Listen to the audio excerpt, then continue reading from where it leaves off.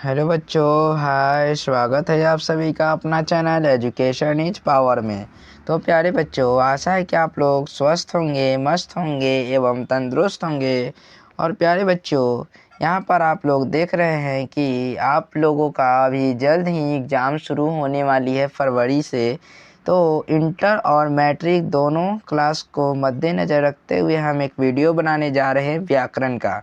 और इस वीडियो से आप दोनों बोर्ड वाले बच्चों के लिए बहुत ही इम्पोर्टेंट है, क्योंकि इन दोनों बोर्ड में ये क्वेश्चंस पूछे जाते हैं इस टॉपिक से। तो देखिए प्यारे बच्चों, अभी आप लोग देख रहे हैं यहाँ पर कि ये अध्याय जो है वो आप लोगों का 2 है, 2 रहने वाला है, ठीक है। और यहाँ पर देख सकते हैं कि व्याकरण जो है वो आप लोगों का इंग्लिश में ग्रामर होता है, व्याकरण का मतलब।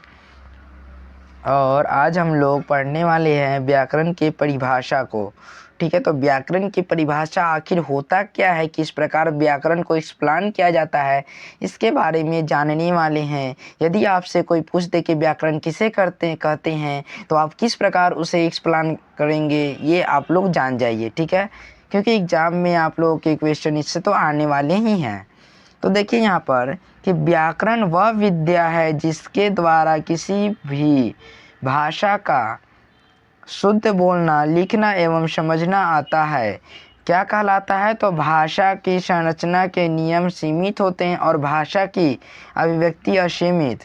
यहाँ पर देखिए, मुख्य रूप से पहले देख लीजिए, समझ लीजिए कि व्याकरण किसे कहते हैं। व्याकरण उससे कहते हैं जिसमें आप लोग किसी भी भाषाओं को शुद्ध रूप से बोलना एवं लिखना जानते हैं, उसे क्या कहते हैं? तो व्याकरण कहते हैं, ठीक है। और उसमें बोला जा रहा है कि भाषा की संरचना के नियम सीमित हैं। हम लोग जिस भाषा के संरचना का मतलब होता है कि अच्छी तरीके से बोली जाने वाली भाषाएं जो होती हैं वो सीमित होती हैं, और भाषाओं के अभिव्यक्ति असीमित हैं, मतलब भाषाओं को असीमित तरीके से बोली जाती हैं, ठीक है। एक एक नियम असंख्य अभिव्यक्तियों को नियंत्रित करता है, ठीक है। और भाषा के इन नियमों को एक साथ जिस शास्त्र के अंतर्गत अध्ययन करते हैं उसे क्या कहते हैं? उस शास्त्र को ही व्याकरण कहते हैं, ठीक है प्यारे बच्चों। तो इतना तक में कोई दिक्कत नहीं ना? तो देखिए हम आगे बढ़ते हैं, और देखिए ये जो है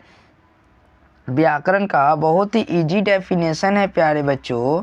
यहाँ पर देखिए कि व्याकरण उस शास्त्र को कहते हैं, जिसमें किसी भाषा के शुद्ध रूप का ज्ञात कराने वाले नियम बताए गए हों। बोला जा रहा है कि व्याकरण उस शास्त्र को कहते हैं जिसमें किसी भाषा के शुद्ध रूप का ज्ञात कराने वाले नियम बताए गए हों। क्या कहलाते हैं? व्याकरण कहलाते हैं।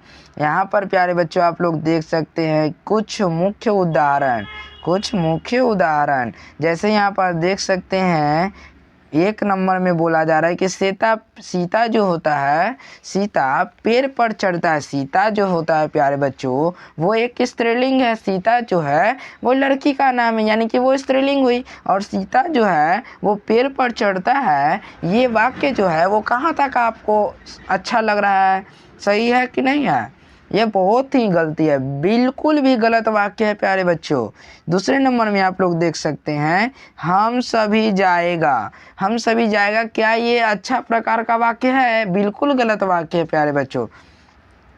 ये जो वाक्य है दोनों वो बिल्कुल गलत है। इसको हम लोग ठीक कर लेते हैं। आइए हम लोग जानते हैं इसको किस प्रकार ठीक करेंगे। पहले वाक्य में अशुद्ध है कि सीता स्त्रीलिंग है और सीता के साथ क्रिया का रूप चढ़ती होना चाहिए। क्या होना चाहिए? सीता के साथ क्रिया का रूप क्या होगा?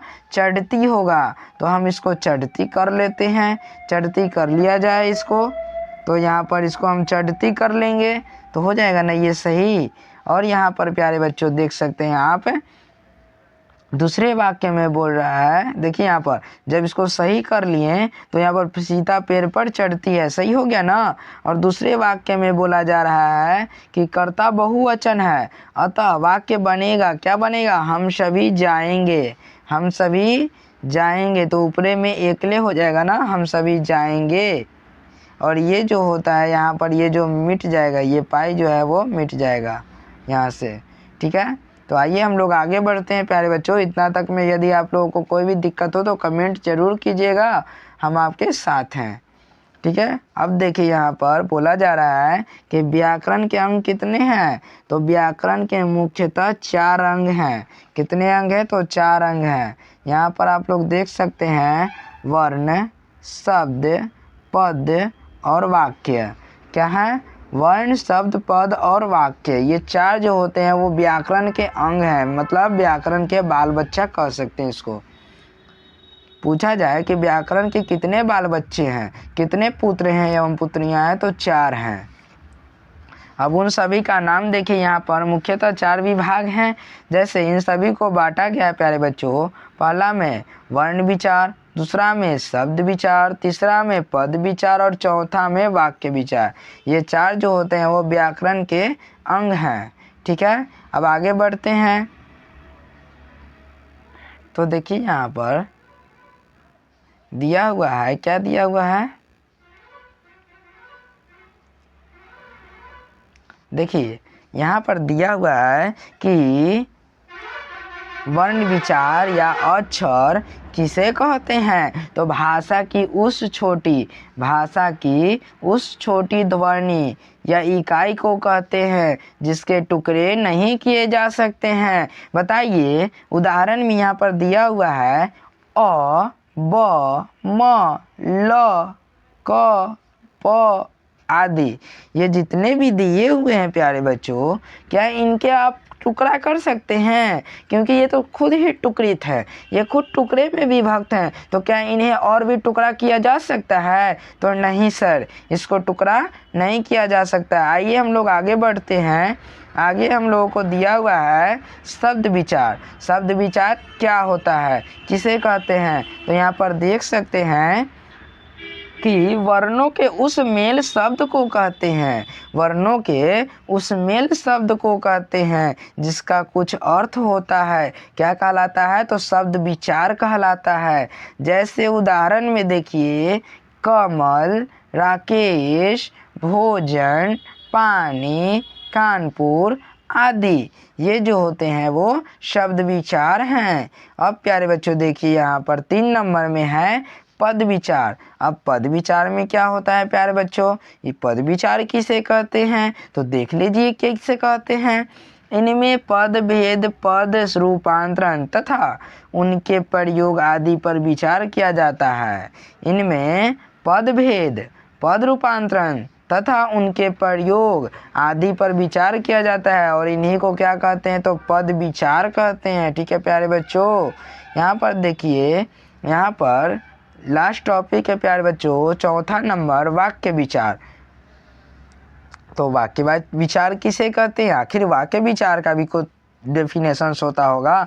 तो देखिए वाक्य विचार का डेफिनेशंस क्या है?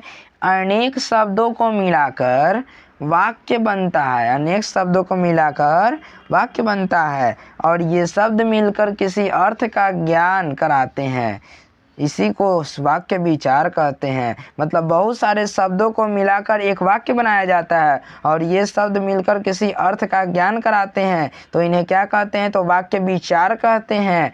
जैसे यहाँ पर उदाहरण में दिया हुआ है, सब घूमने जाते हैं, राजू सिनेमा देखता है। तो ये जो है प्यारे बच्चों, ये आप लोगों का वाक्य का जो चैप्टर है प्यारे बच्चों, वो अब समाप्त हो चुका है प्यारे बच्चों। तो बताइए, क्या आप लोगों को इसमें कहीं भी आप लोगों को जरा सा भी प्रॉब्लम है? यदि किसी भी तरह का समस्या है तो आप लोग बेझिझक कमेंट कर बता सकते हैं।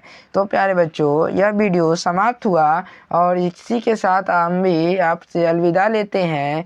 प्यारे बच्चों, इस वीडियो को लाइक कीजिएगा, सब्सक्राइब कीजिएगा और इस चैनल को ज़्यादा से ज़्यादा मित्रों के पास शेयर ज़रूर कीजिएगा ताकि आपके इस वीडियो का नोटिफिकेशन सबसे पहले आप लोगों के पास जाए और इसका लाभ आप लोग सर्वप्रथम उठा पाएँ। तो धन्यवाद प्यारे बच्चों।